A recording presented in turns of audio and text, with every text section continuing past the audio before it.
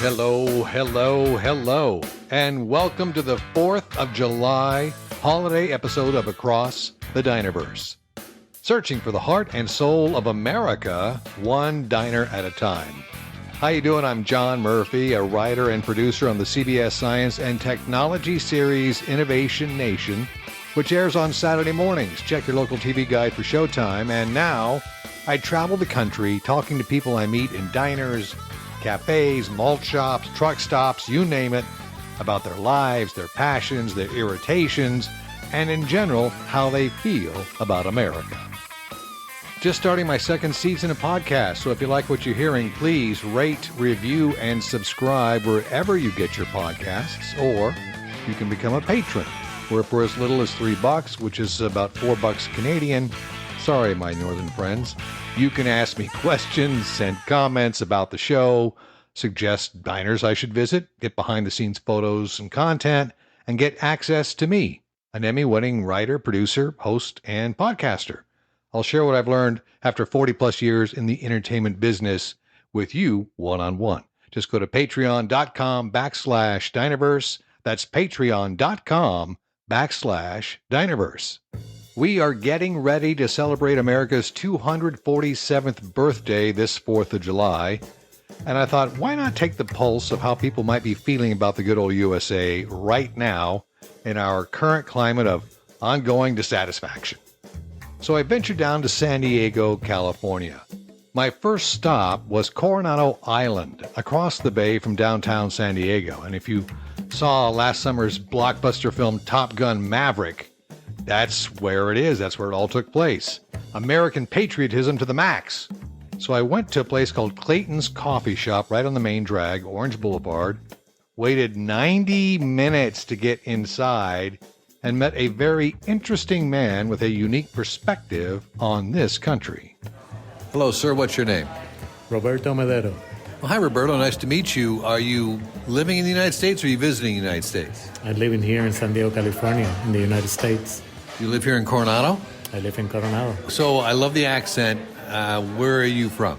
I'm original from Puerto Rico. So from one island to another? That's right. Which island do you like better, Puerto Rico or Coronado? Oof, that's a tough question, but I would say Coronado. Coronado I like better. Yeah, it's very sweet. It's like a little bubble. Yeah. It's great. What do you do here? Well, right now I work as an emergency physician for Chula Vista, Scripps Chula Vista, and I'm married to Jennifer. That is my wife. She's also a physician. We've been living here since 2013. I'm doing this podcast kind of looking at, as we ramp up towards 4th of July and kind of assessing America 2023. Now, you probably have a very distinct perspective on America coming from Puerto Rico. It's probably different than maybe what mine is, I'm sure, right? That's correct, yeah. Although growing up, I always knew that as Puerto Rican, you are kind of part of the United States, right? But you feel different, different culture, different language. You speak Spanish all the time, right? You don't speak English at home or in school. So growing up, it's different. Once you move to the United States, it's a different perspective. Puerto Rico is a territory, an official territory of the United States, but it's not a state, right? That's correct. We are a territory of the United States since 1898. Okay, so here's the backstory about Puerto Rico. Christopher Columbus reached the island that would become Puerto Rico way back in 1493, ushering in more than 400 years of Spanish control. And yet discontent with colonial rule led to a growing independence movement on the island, and Spain granted Puerto Rico self-government in 1897. But there's always a but somewhere. The United States invaded Puerto Rico during the 1898 Spanish-American War as part of a broader effort to push Spain out of the Caribbean and the Pacific. So Spain lost the war and ceded Puerto Rico to the U.S., along with other territories including Guam and the Philippines. By 1917, Congress had granted Puerto Ricans U.S. citizenship as the newly created Panama Canal increased the island's strategic value. So we wanted it. We wanted to control it. That spurred a wave of migration with more than 1 million Puerto Ricans moving to the mainland by the mid-1960s. And many wonder why, after all these years, Puerto Rico has not been admitted as the 51st state in the Union. I don't know, maybe there's no room on the flag to add that extra star. I mean, who knows? The Congress is the one actually that is in charge of our... Yes, Congress determines who gets to be a state and who doesn't. Exactly. And we have a governor that we elect if we live in Puerto Rico. But still, the United States and the Congress have the final say in what decisions happen. Yeah. And are you technically a U.S. citizen? Yeah, we're born as a U.S. citizen. We cannot vote for the presidents if we are in Puerto Rico. But once we move, if we move to the United States, then we can vote for the president. So it changed what kind of American you are if you live in the island or in the United States. If you live in Puerto Rico, do you pay all U.S. taxes, like income tax and things like that? Do you know? We don't. We pay like the Puerto Rican tax. We pay tax and the shipments that we get for the goods, right? We have to import. An import tax. The import tax. And when you add that tax to the mix, it's actually higher than any other tax that you will be paying if you were paying the regular United States taxes. Salaries are much lower, and the prices in the food and clothing is the same than in the United States. So you have to basically work like magic with the little money that you get, and you don't get all the benefits that you get being in the United States. So you don't get the federal funding for programs and schools and things like that, like say California does or Kansas does? We don't. We probably get like a small percentage, but not the same. Not the same. We don't get a Medicare. We don't get the same amount of help that we will get if we are living in the United States. How does that make you feel as a Puerto Rican? And you can be honest, you know, Yeah, might as well be honest. Yeah. I don't know, you feel divided, right? You feel divided in identity sometimes, like, you feel American because you're a citizen, but you feel like you're not the same, right? When you're living in the island. So sometimes it makes you think like, maybe we would be better with the United States, or maybe it would be better actually becoming a state. So it's a big division in the island who want to stay the same as a territory, or who want to be actually a full state American. Do you have any idea what that percentage is? How many people in Puerto Rico want to be part of the United States, and then how many people in Puerto Rico want to be their own sovereign Puerto Rican nation? I would say it's almost 50-50. I would say 51% want to be part of the like a state, and like a 49 want to be territory. Very minimal want to be independent, almost none, I would say. And how's the economy down there? Economy is pretty bad. I would say tourism is the main source of income at this moment. We used to be strong in pharmaceuticals and all that, but since they removed the benefit, most of the pharmaceuticals are leaving the island. There was some type of incentive for manufacturing to be part of the infrastructure, part of the Puerto Rican economy. Yeah. And I think, if I remember correctly, it was one of those great sweetheart deals where if you were a manufacturer and moved operations into Puerto Rico, you got the triple tax benefit, which is no local taxes, no state taxes, which is the country Puerto Rican tax, and no federal taxes. So you get to make all the money. You provide jobs to the economy, and you pay the employees probably at much less rate than you would pay in America, correct? That's correct. Yeah. That's correct. And a lot of the big companies took advantage of that for a while.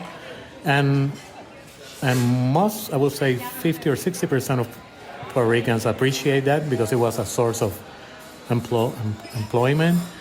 But once they removed that law, because people figure out it wasn't fair, the money wasn't staying in the island, so the Puerto Rican politicians figure out that maybe we should remove those benefits. Then we got even worse. right? Right. So you have manufacturing. You say a company does $100 million worth of business, but there's no taxes. So if there's no local, state, or federal taxes because of this triple benefit that they got, there's no money flowing back to the economy of Puerto Rico to build infrastructure like roads, railroads, bridges, schools, that type of thing. And then all the profits the company is taking, they're just taking out of the country. That's correct. So the only benefit Puerto Ricans get is just jobs and salaries. Yeah, that's it. That was the only. And they're taxed on that. And they're taxed on it. Yeah. So, but that law, they remove it, thinking that it wasn't fair, right? Well, it doesn't sound fair, but at the end of the day, the companies just left the island looking for another country where they can have the same benefits. Like Ireland or Taiwan or Vietnam or whatever. Yes, that's correct. So the Puerto Ricans still getting affected by that decision, right? Because those employments were well paid, so that those people lost their job, and now they have to work in something that they're going to be making less money at the end of the day. Do most Puerto Ricans want to stay in Puerto Rico, or do they want to be like you and immigrate and live in the United States? I would say most, like if they have the choice and they can make decent amount of money, they will probably want to stay. But because it's the quality of life and the amount of money they can make outside the United States, in the United States better, they decide to move. But if you ask most of them, if they have the opportunity to be in the island and make the same amount of money, they probably want to stay. So pretty much most Puerto Ricans don't get a rat's ass about the 4th of July and American independence, do they? I would say most of them, no. The ones that live in Puerto Rico, no. Do you celebrate the 4th of July here? You have to on Coronado Island, because Coronado is like the epitome of patriotism, American pride, all that kind of stuff. Because, I mean, Tom Cruise and Top Gun is right down the street here at North Island Naval Air Station. You've got the concerts in the park, which are full of patriotic, festivities and the marching bands. And there's literally American flags down Orange Boulevard that's 2 miles long, and every 10 feet there's an American flag. I do, and I really appreciate I'm American. I feel American. I really appreciate everything that. So you call yourself an American before you call yourself a Puerto Rican? Oh, that's a hard question. I would say I feel. I never thought about that. 50-50.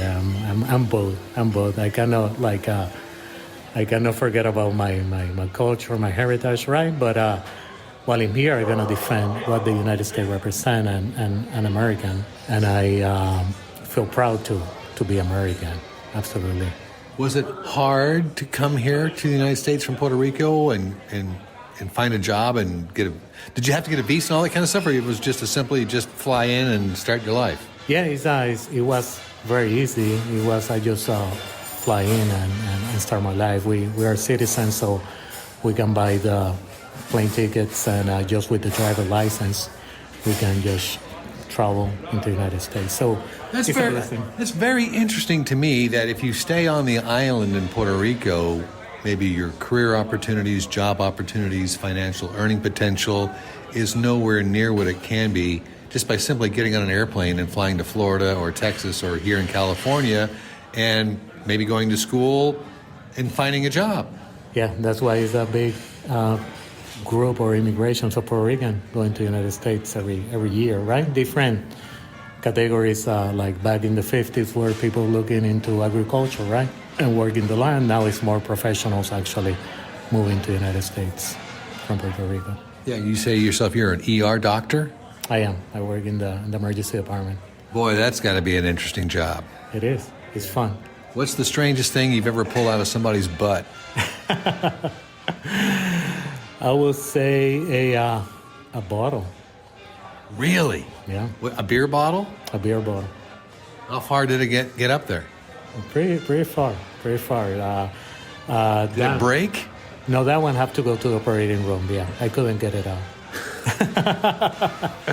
we give it a try, but it was getting too. Yeah, it went to the OR.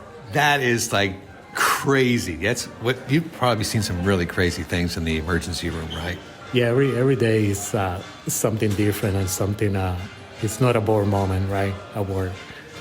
I'm very fascinated to hear your perception of the American medical system with the insurance and healthcare in this country, being kind of somewhat of an outsider coming from, did you go to medical school in Puerto Rico or here?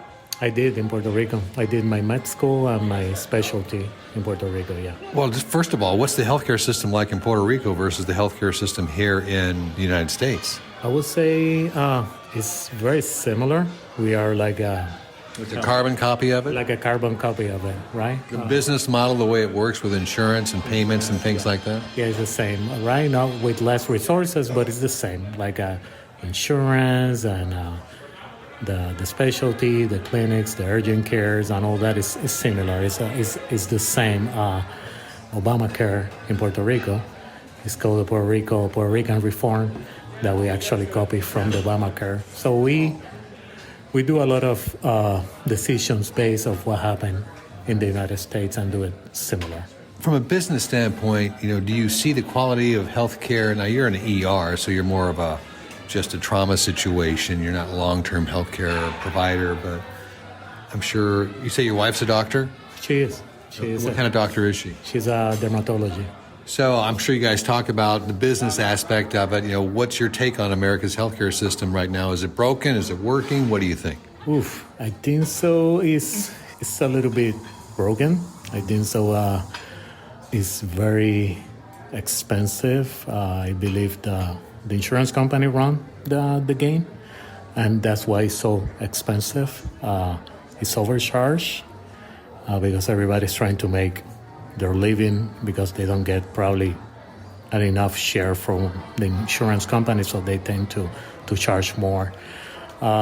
If somebody comes into the ER, they have an insurance card, but they are willing to pay cash, do they get a better deal? They don't. And it's very expensive. In those patients, we try to get them an insurance. Try to get them like a medical or something here in California, right? So the medical can pay for the bill. Now you're really close to the border here in Mexico. Do you see a lot of, immigrants come into your ER, or are they mostly, American citizens? We see a lot of Mexican, absolutely. Yeah. It's like I would say 60% of our patients either from Mexico or Mexican Americans. Your job as an ER doctor, if somebody comes in with a life-threatening injury, you're going to treat them regardless of whether they have insurance, cash on hand. You're going to try and save their life regardless and worry about the financial details later, right? Yeah, that's the blessing, I will say, or the best part of my job, that I never ask for insurance. We don't talk about money. They have somebody else talking to the patients, but we treat them first, and then the hospital figure out if they can be billed or not. Sometimes you don't. Actually, the hospital just go into negative if they have to. The hospital where you work, do they take a loss in the ER every year? I would say yes. I would say we, because of the population and the amount of people without insurance or just medical, and because it's so expensive, the treatment in the ER, I would say we are in negative most of the time, yeah. Do you feel that they would ever close the ER down, where they would just not even offer emergency room services because of the loss of financial profit in that area? It's something that is always crossed my mind. I believe that our hospital have the blessing that we have other sister hospitals that kind of help with the financial of the Chula Vista Hospital. Mm-hmm. So we are associated with Scripps Mercy, Hillcrest. We're associated with Scripps La Jolla, and those are hospitals that make money. So I believe that kind of make it everything even, and because we serve a big need in the area. So if we don't exist over there, it would be a big hit for the community. People would die. Yeah, after COVID, right? We don't have that many primary care physician visits. Primary care physicians are retiring. The amount of patients that they have there so much people tend to come to the ER even for primary care stuff. So we are serving now. We are changing our... Well, that's one of the big arguments about immigration is that the ERs become their primary care doctor. They never pay the bill, they leave, and they never pay into the system. That's one of the big critiques of just open-door immigration policy is that the impact on the healthcare structure and infrastructure of this country will be greatly impacted just by the sheer loss of revenue.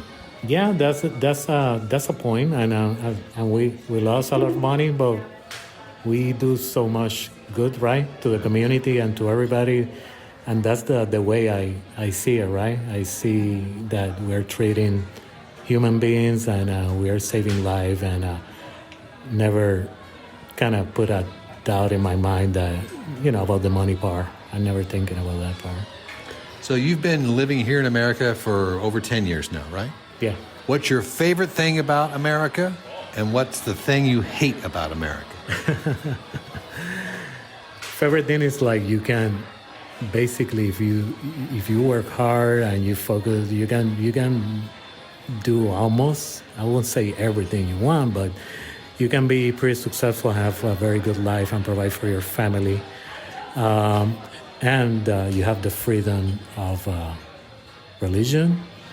You can still pray. You can still express yourself without risk of repercussion or persecution, at least now, today. Not sure how it's going to be in the future. And the thing that I don't like about America, that everybody want to sue everybody. As a doctor, I can understand that. Yeah. Have you been sued? I haven't been sued. Thank God. Thank God, yeah. But I know people... Does the hospital indemnify you as their doctor? I pay for my malpractice So you still have to pay for your own malpractice insurance? Yes, and I'm pretty sure if a lawsuit come by for other coworkers' experience, everybody try to defend themselves, right? Who is your favorite Puerto Rican of all time? This guy, Luis Manuel Miranda, the guy from... Luis Manuel Miranda. Yeah. Who, by the way, did Hamilton. That's right. About America. About America. About a great statesman, Hamilton. Alexander Hamilton. Yeah, that's him. Wow. Yeah. Leave it to the Puerto Rican guy to tell the big American story. Yeah, he did great. He's a very successful Puerto Rican. Very proud of him. It's great. Well, I wish you a very happy and safe 4th of July. And I'll just say for you and your family, God bless America, and wish you good health and good luck. God bless America. Thank you so much, John. I appreciate it. Okay, so next I headed up the coast towards Carlsbad, California, a cool beach vibe community not far from Camp Pendelton, where the Marines hang out, and took a booth at the Village Kitchen and Pie Shop just off Interstate 5. I gotta tell you, the pie case looks sinful and delicious. I barely got out of there alive with my own life. Anyway, I ran into a dude with long hair, working a full tattoo sleeve on his arm, and proudly wearing a Ford truck hat. And needless to say, he shattered my first impressions pretty fast. Hello, young man. What's your name? My name's Dylan. Hi, Dylan. How old are you? I'm 27 years old. Well, happy 4th of July. Does that mean anything to you, the 4th of July? Yeah, that's easily one of the most patriotic holidays, if not the most patriotic holiday, and that's when we celebrate what the United States is about. And it's about freedom and, being an American. Where are you from? I was born in Illinois, but moved to Indiana when I was about 3. And what do you do? What do? I am a radar technician, technical representative, however you want to look at it. I just make travel calls to ships, whether that's here in San Diego, Everett, Japan, Spain, not necessarily the Middle East, maybe Guam, stuff like that. Well, I can tell by your long hair and your mustache that you're not in the Navy, so you work for a defensive contracting company that works for the Navy? Yes, I'm a DoD contractor. Were you in the Navy? Yes, I did 6 years in the Navy, 4.5 on the ship. What was that like? I have, a lot of heritage that's in the Navy, and like my father and his brother, they were some of the biggest influences on my life, and they were in the Navy, and I wanted to follow in those footsteps. So I think around when I was about 9 or 10, is when I decided that I wanted to join the Navy. So what's it like being out there in the Navy for 4.5 years on the ocean? Where did you go? What ports of call did you visit? We actually went over to the Baltic Sea where we had a big event called Ball Tops, and that is where we interacted with fleet ships and other Navy ships across the world. The Russians were there. They didn't really give us too much problems, but after that was Kiel, Germany. It was like the world's fleet week, and it was super cool. There was over 3,200 ships there, and there was 3,200 ships. It's like the invasion of Normandy was 3,200 ships. It's crazy. It's amazing. Everybody shows up. Very cool. Were you ever engaged in any conflict of any kind? Very close, yes.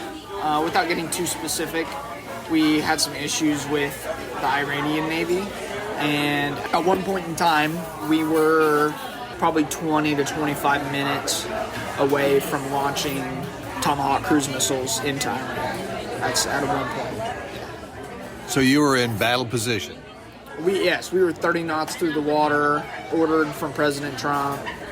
Get there, launch them. Here's the strike package. So, not too long ago, as a matter of fact, in January 2020, just as the pandemic was starting to kind of grip the world, U.S. President Donald Trump ordered a precision strike to terminate a top Iranian commander who was plotting imminent and sinister attacks on Americans. His words, not mine. Adding that the decision was one of deterrence rather than aggression.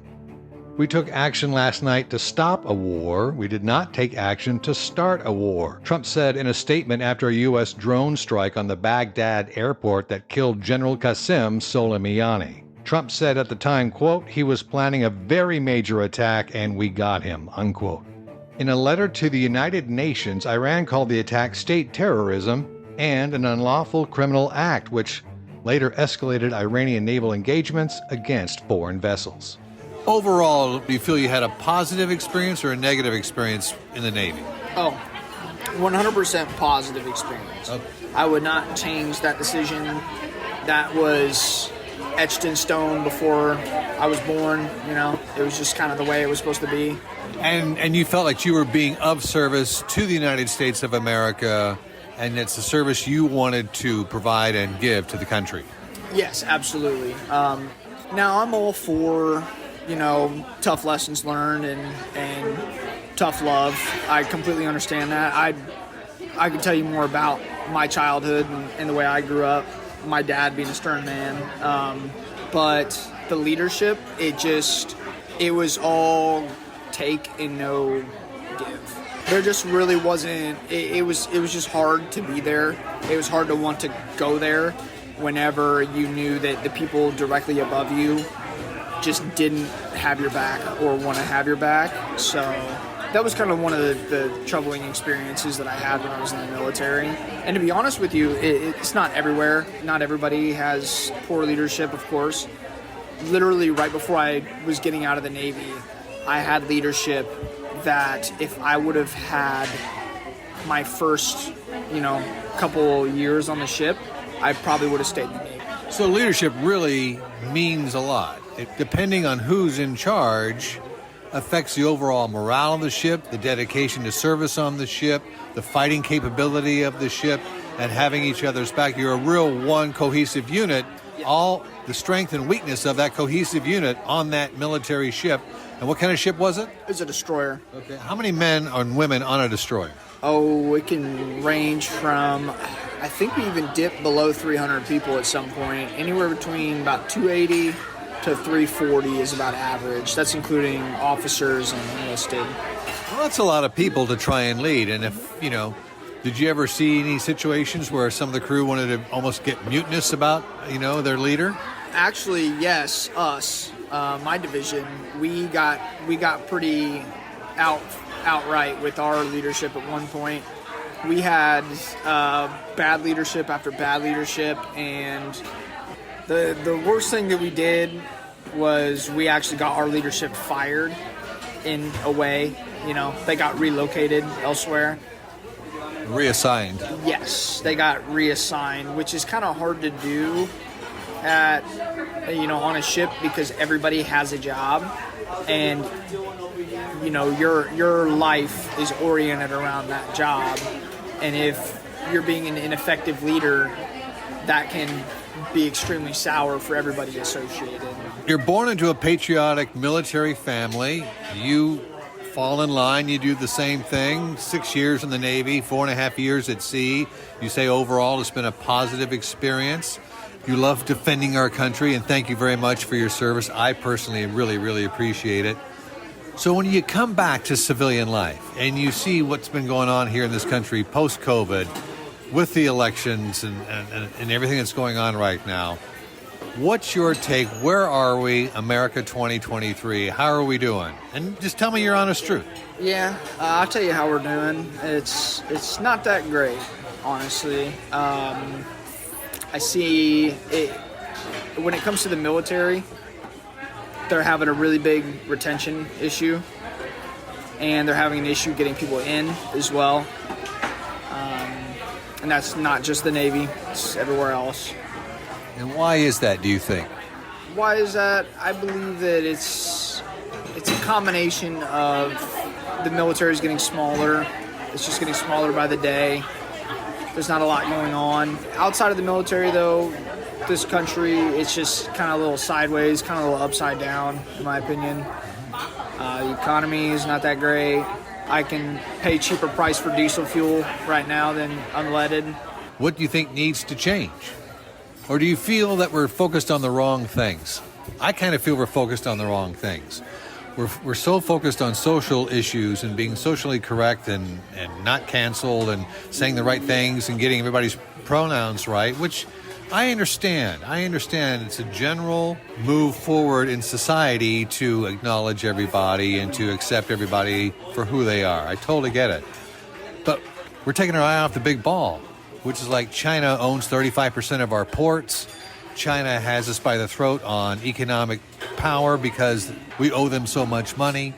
The war in Ukraine could be a big distraction. There's just so many other worldly geopolitical things that are going on, and we're focused on, pronouns. My hope for America is honestly just for everybody to get along, We got bigger things, bigger problems to worry about than what you want to call yourself. That's great. You want to call yourself this? Cool. We got stuff to do, People who identify as gay or lesbian are allowed to join the military, correct? Yeah, of course. Yeah, of course. and they serve our country just like you do, right? Yeah, I have lots of gay friends in the military. And how do they function as, military individuals? Just like the other person right next to you. So how do you feel about the transgender people wanting the same kind of recognition in military service? We had a transgender person on our ship, actually. And everybody got along with them. He never had any beef with anybody, But that individual had their own certain problems and later ended up, not being around anymore. So what was the transition, do you know? Yeah, it was a man to a woman. Okay, so it was a cis man who transitioned to a transgender woman. Yes. That was kind of like a little bit of a culture shock to me, but it really wasn't anything that, I've never seen a trans person before. And it really wasn't anything crazy. But watching this trans woman perform her duties on the ship, were you impressed that they did the job and did it well? I never directly worked with them or for them or by them, so I couldn't really tell you. I have never heard anything, because on a ship that small, that's a little float in high school, Rumors, you hear about something that happened 5 minutes ago, So I never really heard anything ill, when it comes to that person and their work. I figured I've never heard anything bad about them. They're a good technician. They did their job, went home at the end of the day, never had any problems. Well, that's really heartbreaking to hear that she took her life. That's too bad. I'm sorry for their family and their loved ones. It's just tragic. It's terrible to hear. So I don't know if you answered my question. Are you hopeful for America? Oh, am I hopeful? Yeah, of course I'm hopeful for America. You can't just give up. Things might be tough, and there's that saying that's hard times create strong men create easy times create weak men, and then weak men create hard times create strong men. It's a cycle we have to go through. Absolutely. Well, I think, and I believe in all my heart, that if it wasn't for the Great Depression, the American Great Depression, beginning with the stock market crash in 1929 and lasting through the mid-1930s, and the hard times that this country went through, and the leadership that got us out of it, there was no way we could have won World War II against both Germany and imperialistic Japan. Because all the men were in war and all the women were running the factories and building everything, and the sacrifices people had to make. The hard times of the Depression gave us the strength to defeat and conquer both enemies in World War II, which became great prosperity in the 1950s and 60s, and then became tumultuous again. It is a cycle. Oh, it's insane. Well, thank you. Thank you so much for your time, your service to our country, and I just want to wish you a happy 4th of July. Yeah, no, thank you for your time, and thank you for this cup of coffee. My last trek was to San Diego's LGBTQ community, a section of town called Hillcrest, which was formed in 1907.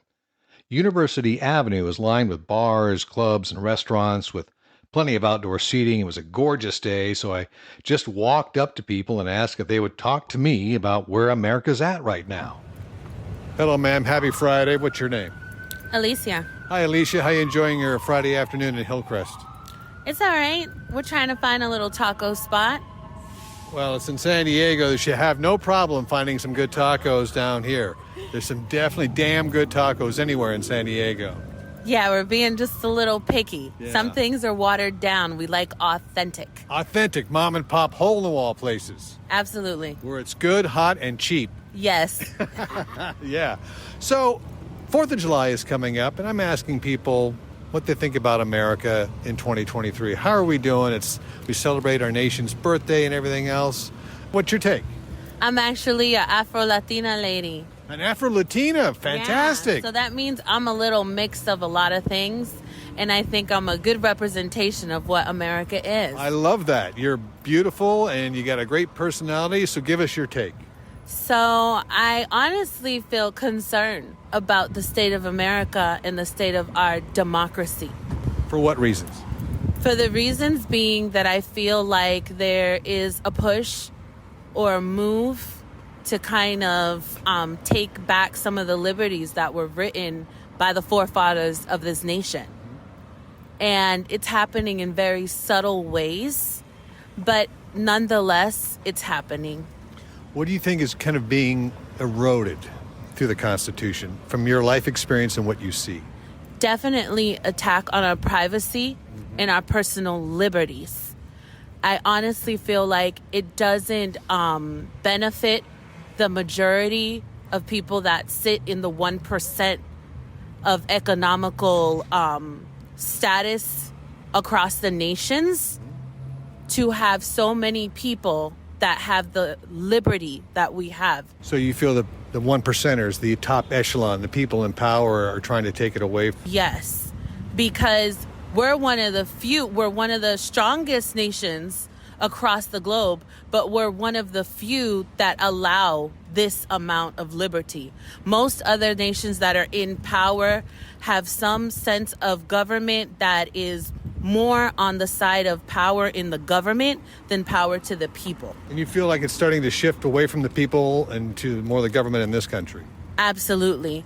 And I don't think that would necessarily be of such concern if we didn't have America kind of being pieced apart to nations and governments that are not democratic. And so it's like pieces of America are being bought and at the cost of our personal liberty. Talking about relationships with China and Saudi Arabia and these other countries just for the money? Absolutely.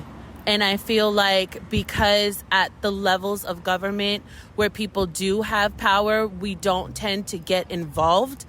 And so it's just shifting the power a lot to the people that do not have a concern with giving common people their liberties and their power, because within the people there is money and there's places that people go that generate money. And so in the end, that's what it comes down to. but at the same time, we are giving away our liberties. New York has Wall Street. Washington, D.C. is the center of power with the government. Hollywood, which is right up the coast here, is the center of economic entertainment power and also messaging, branding. How do you feel about the influence of those three cities and the people who work in them? If I think about a place or even like Silicon Valley, the tech industry now. Right. That's what I'm saying. That is like at the hub of what I feel like is happening in that shift of power, is because money is at the center of that conversation and not necessarily our liberties and our powers. They're kind of wrapped up in other conversations that are not happening in the public view. And so what I feel like is happening is, yes, the tech world is taking ownership of a lot of our liberties because it is associated with our social media. It's associated with the way that we communicate. And so on the surface level, we see it as, okay, this law that has to do with Facebook, what's the big deal?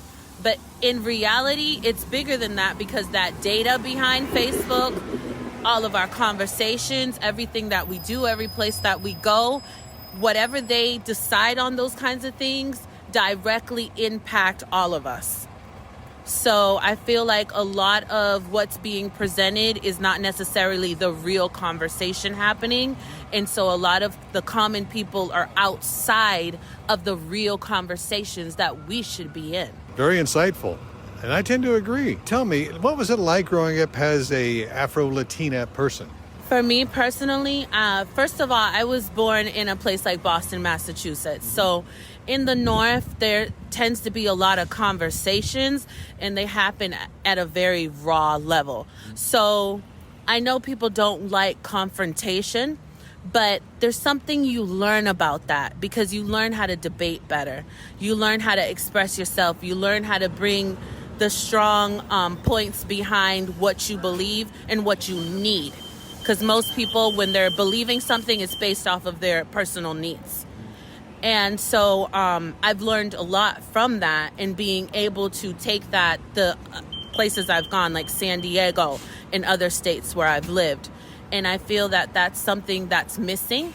So that's why me personally, in my own personal work, I work a lot with youth, and I'm developing like a web series on like creative debate, different things going on, because I feel like the young people that are coming up now, I would say not like Gen Zers, maybe so around that age group, they have a lot of opportunity to be able to shift the powers that are happening right now as far as the tech world and the business world, and how those two worlds are kind of impeding on our democracy and our personal liberties. Right.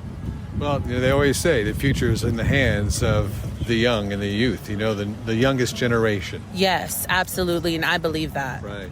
Well, thank you so much for your time. Are you going to celebrate the 4th of July? Does it mean anything to you? Well, it absolutely means everything to me, because my grandfather was a Dominican diplomat, and he came to the United States to leave a dictatorship.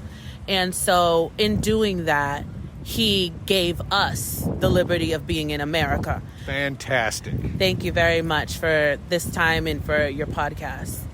So we're here in Hillcrest. It's a beautiful Friday afternoon, cocktail hour. What's your first name, sir? William. Hi, William. How you doing? Good. So 4th of July is coming up. We're here in San Diego. Hillcrest is part of San Diego, very, military town, pro-American, patriotic town. What do you think about America in 2023? How are we doing? Pretty good. So you think we're in a good place? Could be better. Inflation and stuff, but could be better. And have you been impacted by inflation? Yes. You own your own business? I know. You're just paying higher prices for everything, food, gas, whatever? Yes. How long have you lived here in the San Diego Hillcrest area? 5 to 6 years. Are you originally from Southern California? No, from East Texas. East Texas? That's quite a change. How do you like it out here? I would rather be here than East Texas. Do you mind if I ask what you do for a living? A restaurant manager. Oh, well, I can see where you're impacted by the inflation thing. Yeah. So I'm hearing a lot of things that they're saying now we're in this third wave of inflation. The first wave was COVID inflation, then the supply chain inflation. and now it's just profit-taking inflation, where the challenges of the past to keep prices inflated. Are you seeing that in your line of work? Yeah, there's more inflation in the restaurants. Yeah. We have to raise prices just for the consumer. Are you getting a lot of complaints from people about the prices? No, actually, no. No, well, that's good. Are you gonna celebrate the 4th of July? No, I have to work.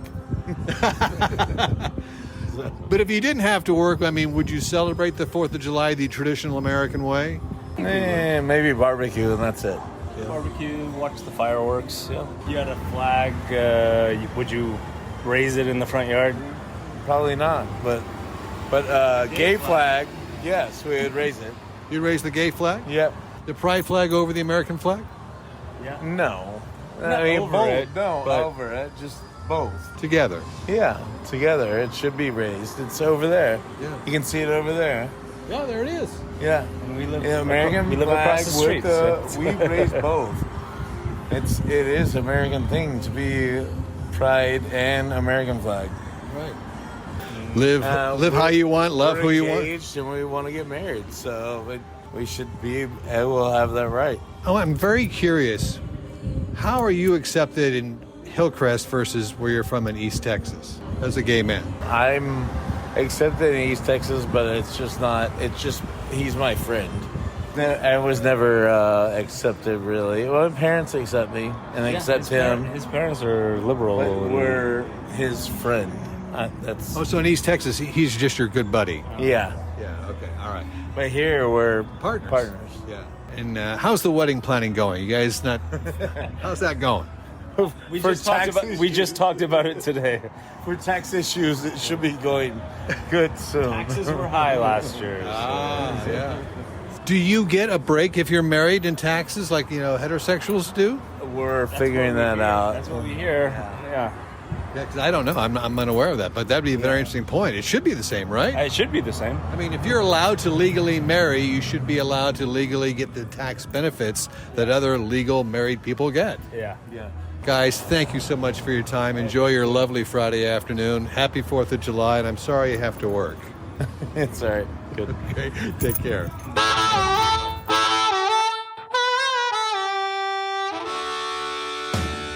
Well, that wraps another episode of Across the Dynaverse. Many thanks to Roberto, Dylan, Alicia, and William for their willingness to share their story and how they feel about America.